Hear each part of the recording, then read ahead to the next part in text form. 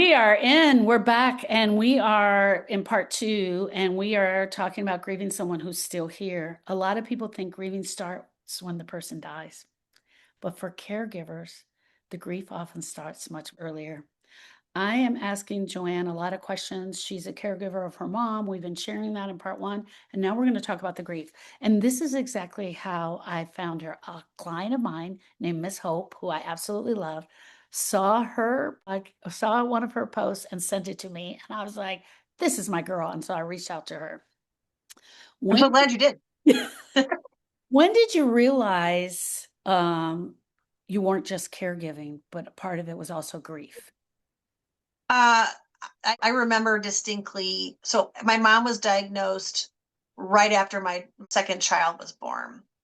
And I remember having a really horrible time between hormones, postpartum, and then the terror and the fear behind her. Like when she was diagnosed with dementia, I was scared.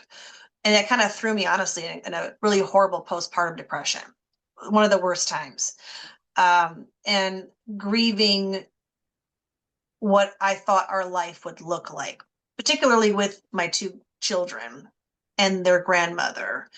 And I remember it was not too long after she was diagnosed. It was Mother's Day, and we had planned to hang out, and she forgot, and she Mm, made plans with someone else. And I remember being like devastated, just weeping. And I also was, again, very hormonal, and realizing that she is changing already and things are going to shift, and there's the unknown that I don't even know what this is going to look like, and grieving that my life as I knew it, and grieving the life that, the mom that I knew is going to change, and it's going to get scary. And yeah, that's where it hit me really hard, was yeah. right away. Yeah. I think, oh, so let me just give you the definition of grief. Grief is a normal and natural reaction to a loss of any kind. We can grieve anyone living or deceased. We can grieve someone we love. We can grieve a less than loved one. So if we have a tumultuous relationship with someone, we grieve that too, right? Hmm. We grieve our past, but we also grieve our future. And this Hmm. diagnosis falls right in there. So Right. every time something changes, it's a grieving experience, right? So the Yes. diagnosis was a grieving experience. Then you ride that out for a while. And then when they lose that thing that they had, that becomes the next grieving experience. And it's a Yeah. constant drop, drop, drop. Yes. Um, are you noticing the drops and you're noticing like, wow, that's hard. That's hard. Like for Hmm. example, are you grieving mom, your mom that you used to have? Like to me, this lady who's here, I said this at first when she first got diagnosed, she became this nice old lady. Okay, she's not that anymore, but I miss that nice old lady. Like I'm Yeah. grieving the nice old lady Yeah. that was here for a Yeah. while. Like Yeah. her personality changed. They do. Um, it is, I do grieve. I find myself thinking about like trying to remember what she was like before the diagnosis, because everything is so volatile now that sometimes I forget who she was. And I'm Yeah. trying to remind myself of the mom prior. So I feel like it's so all consuming with caregiving and the emotional conflict that I had to pause a minute and be like, oh my gosh, this is who she was, Yeah. and grieve that that's gone.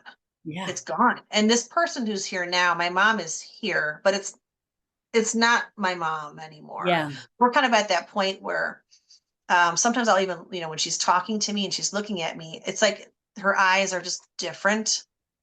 Where I feel like I'm talking to like a version of my mom, or even like a shell of my mom, but Yeah. it's not my mom. And Yeah. that's really hard sometimes. And grieving that, in real time is difficult while you're busy caregiving. Like when and how do you do that? Yeah. Yeah.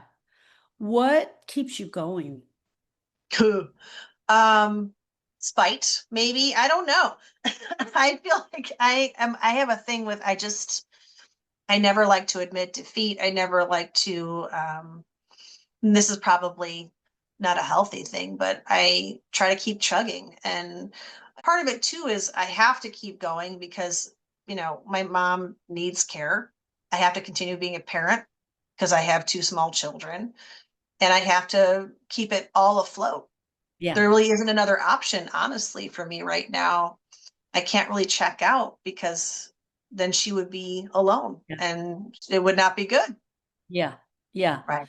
One of the things that I shared with you in the first podcast is that I recently brought my mother to my home. So we went to Arizona, my husband and I, we picked her and my sister up, drove them out here to Texas. My sister moved here. I reached out to my sister and asked her to move here so that she and I could do our mom together.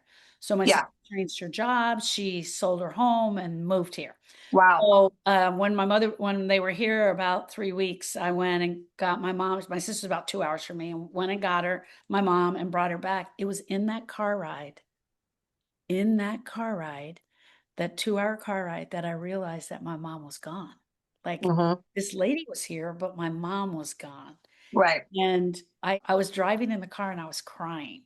I Yes. was crying because I'm like, okay, I got this lady and she's nice, but sometimes.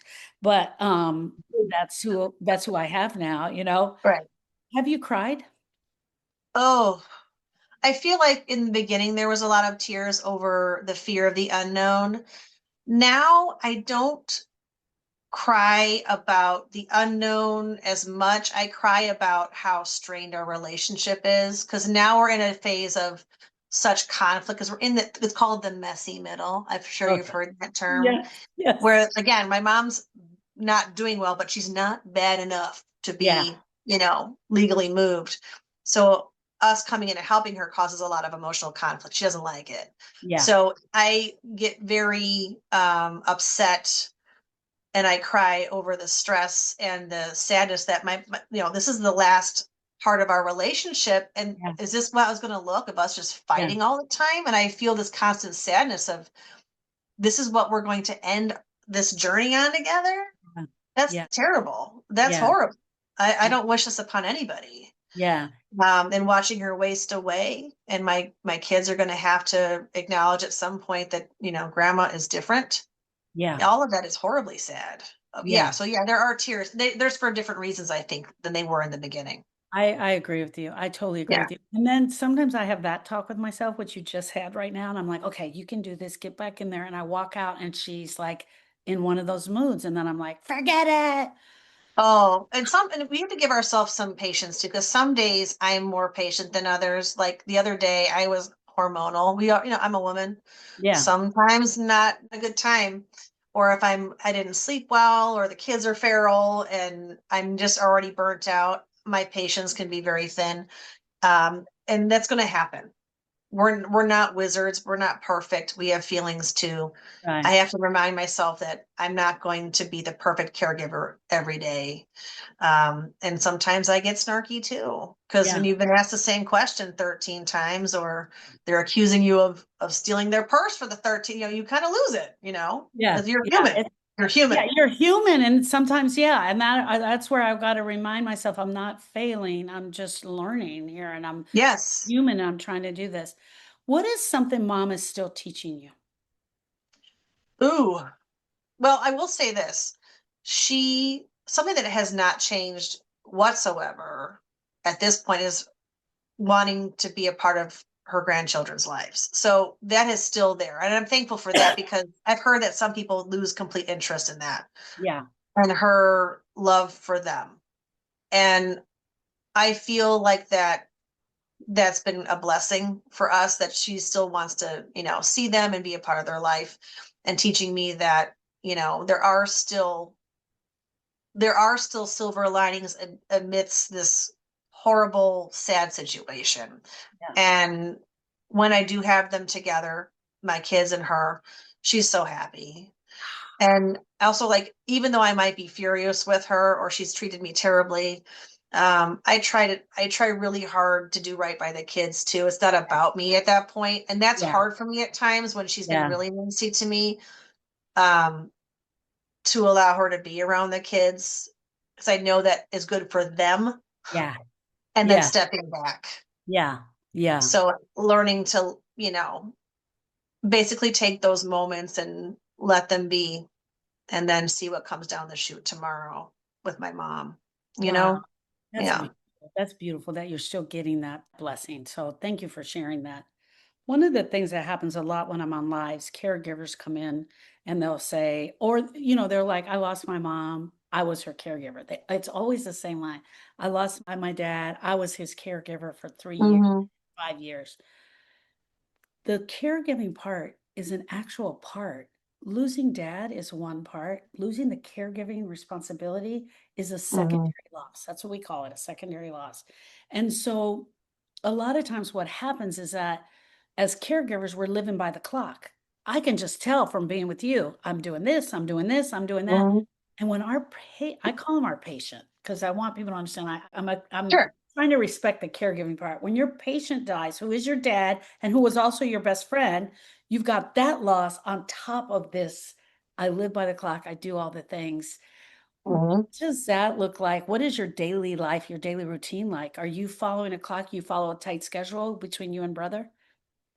Yeah, we have everything orchestrated between driving to give her medicine to bringing my kids to extracurriculars, Yeah, um, scheduling appointments for her, scheduling appointments for my kids. And I feel like some days I literally am running from place to place to get to these different parts of the day, whether it be making sure that her caregiver has what she needs, and then picking up my son, and then making sure I get home because blah blah blah blah. I kind of am all over the place, right. driving like a crazy person. Yeah, So my day is usually I hit the ground running and I do not stop until my kids go to bed. yeah, So it's just sort of like a sprint from the minute I wake up until my kids go to bed. So it is yeah. jam packed. Yeah. Yeah, and thank you for sharing that. I think about Yeah. the characters that come into my lives, like they're actually that's part of what they're grieving. We Hmm. okay, it's a pain right now, but then you feel so And lost. what do you do? What do you What do? am I gonna Yeah. do? I mean, at 10 o'clock, I gave her medicine. At 12 o'clock, I gave her a shower. Like all Hmm. of a sudden, all that's been ripped from That us. structure's gone. The Yeah. structure's gone. And it becomes an intellectual grief where you start to really hone in on that because sometimes thinking about what has really happened to you is really hard. Thank you for Right. sharing kind of your schedule because I Yeah. see how that is with you. What do you do to enjoy now? Where's your enjoyment Well, come from? that's a great question, Sharon. Um, my husband and I really try to be a well-oiled machine during the day. So when the kids do go down, that's our time Yeah. to decompress, watch some shows, sit and talk. We'll go sit outside. He'll smoke a cigar. I'll hang out with him. Or when I do have a babysitter here, I have her twice a week. I can go run out, get myself a coffee, or do some even just doing some of my work for my mom in a coffee shop can be a Yeah. little bit of a break, as much as it sounds silly. Or I just started trying to get back into taking yoga again because it helps me so much. So making that time when I can to go attend to myself. Yeah. They're not huge things. Usually they're small things. So like it could be, after I take a shower, I do my eyelashes. So it could be smaller things that make me feel better versus like big grandiose, like going and getting a massage Yeah. isn't always in the cards for me. Yeah. um, Putting on my favorite cozy clothes after my kids go down, having my husband order my favorite meal, and then watching, whatever I want to watch is how I can decompress. Yeah. So it could be something that I just need in the moment. Or sometimes a lot of my way of attending to my processing or what I need, I make TikToks and I talk about Yeah. what's going on. That's Yeah. kind of how I process. So I call that Um, grieving in real time. yeah, I call it grieving in real time, and I love that. You're yeah. actually processing. That's I'm exactly, trying. yeah, you're I absolutely try. processing. Yeah. Yeah. And I feel like sometimes when I post, it's extremely cathartic for me to get it out, but also it helps other people feel Yeah. seen who are caregiving. And they're good. Oh, thank you for saying that because Yeah. I'm going through the same thing. Yeah. So I try to do it obviously to help people, but it helps me too. I Yeah. always say people are like, oh, you help me so much. Well, you guys help me too, because like me just posting it alone is what makes me feel better, to be quite honest. I'm like putting it out in the world and, getting it off my chest. And that's probably So, how you started the channel was I need somewhere to express this. And here's yes. the other thing, and this is the most important thing that I want to leave with our friends is that we don't have to wait until our person dies to start grieving. No. It's really imperative that we start now. I call it grieving in real time. And here's the other thing I want to say. Your person is not gone yet. Your person is not dead. Say the things you need to say, even if you're upset with them. Say the Right. things, she's like, you stole my purse. Mom, I didn't take your purse, but I want to let you know, I want to thank you for when I was in the third grade and you came to the field trip. Like, say it. Right. It can sound Right. weird and it's okay. Grieve in real time. Our job right now is to grieve in real time and not to just go, okay, well, they're gone. But I think your TikToks is exactly what you're doing. And it's a beautiful thing. You're helping so many people and Thanks. yes, able to help you process. All right, friend, I'm going to end today's. Tell again everybody where they can find you. Yeah, you can find me on TikTok under the Sleepy Goddess. I post resources, I post my experience, and also I host lives from time to time. And there's also a lot of other caregivers in this sort of bubble on TikTok that also have so many great things to share. There's so many of us. So there's a great conversation there. Everyone's very supportive. Yeah. I feel so it's pretty safe. Like people are not very judgmental. So hop on in and come join a live or, come watch the conversation. And, you know, I always say like I don't judge because I understand how bad and how hard it can be. So people can say the craziest things and I'm never going to be like, oh, that's terrible. Yeah. You know what I Yeah. mean? Because I don't know. I've Yeah. it's a hard journey, Yeah. it's valid.